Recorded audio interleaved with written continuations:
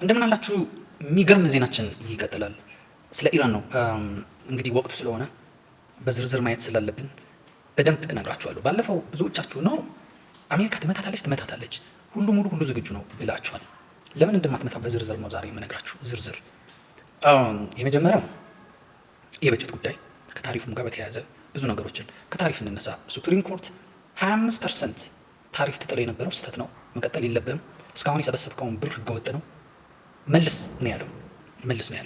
እስካሁን የተሰበሰበ ገንዘብ በሙሉ ይመለሳል ወይ ደግሞ በፍርድ ቤት ክርክር ላይ ነው ያለው። ካሁን በኋላ አችልም ተብሏል።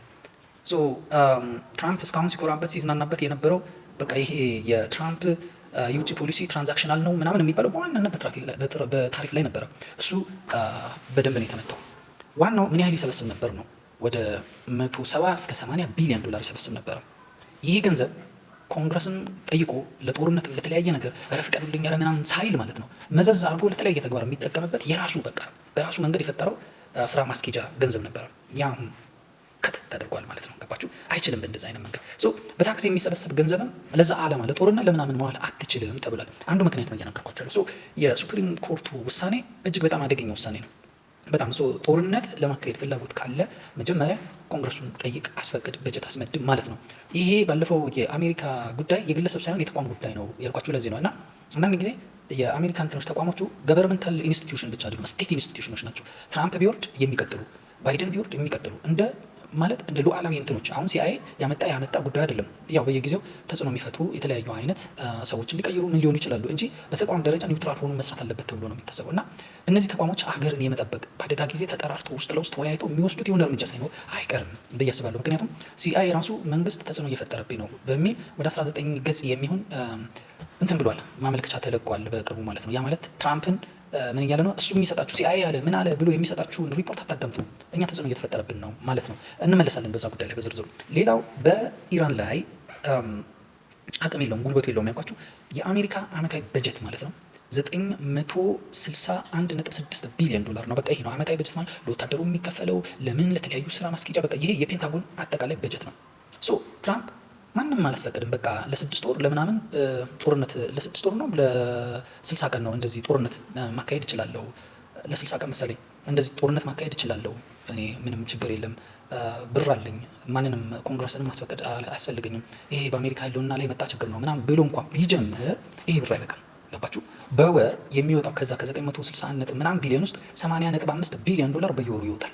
በየወሩ የዛን ያህል ብር የሚወጣ ከሆነ ያ ደግሞ ተበጅቶ አልቋል በአሁኑ ሰዓት ማለት ነው። በየጦር ቤዙ ለአፍሪኮም የተወሰነ 800 ለዛ ለሴንቲኮም ለምኑ ለሁሉም ቤዝ ለሁሉም ተቋም ፔንታጎን የሚቆጣጠራቸው የጦር ቤዞች የምን የተለያዩ የስራ ክፍሎች በፔንታጎን ስር ላሉ ማለት ነው ተከፋፍሏል። አሁን አምጡ ተብሎ ነው ማለት ነው። አይሆንም። አንደኛ ነገር ይሁን ተብሎ እንኳ ሁሉም እያወጣ ከዛ ብር ላይ እያወጡ እንኳ ቢሰሩ ከአንድ ሳምንት በላይ መዋጋት አይችልም። ከአንድ ሳምንት ሜይ ቢ 10 ቀን እንኳ መዋጋት አይችልም። አንደኛ ጉልበት የለውም።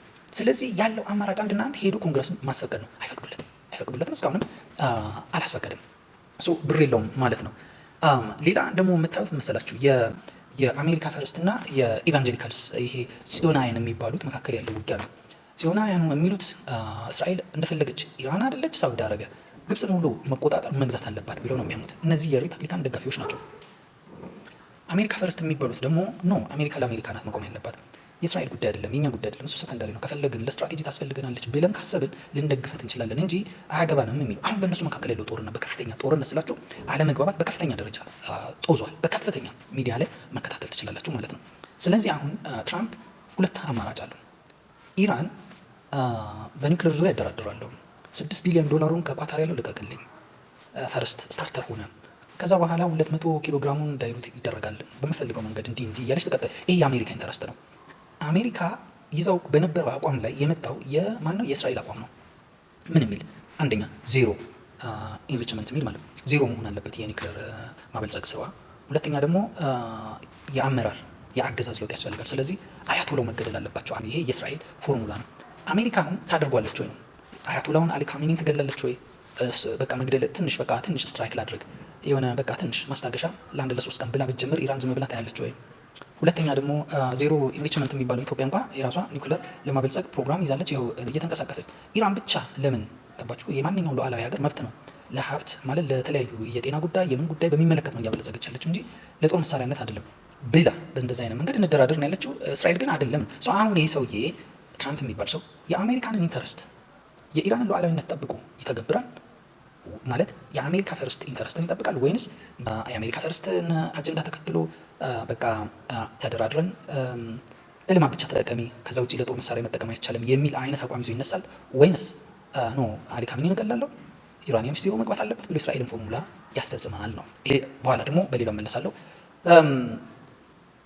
ዩቲዩቤ ባዮ ላይ ያለ ሊንኩ ወይም ደግሞ ዩቲዩብ ሰርች ላይ ኢማፕ 11 ብላችሁ ሰርች አድርጋችሁ ታገኙላችሁ። ሰብስክራይብ አድርጉኝ። በጣም ሰብስክራይብ እያደረጋችሁኝ ስላለ በጣም አመሰግናለሁ። በእስራኤል በኤርትራ ጉዳይ በየጊዜው እየመጣሁ ከማወራ በሰፊው አንድ ላይ ማለት ነው የሆነ ቪዲዮ ነገር አዘጋጅቼ እለጥፋለሁ ማለት ነው።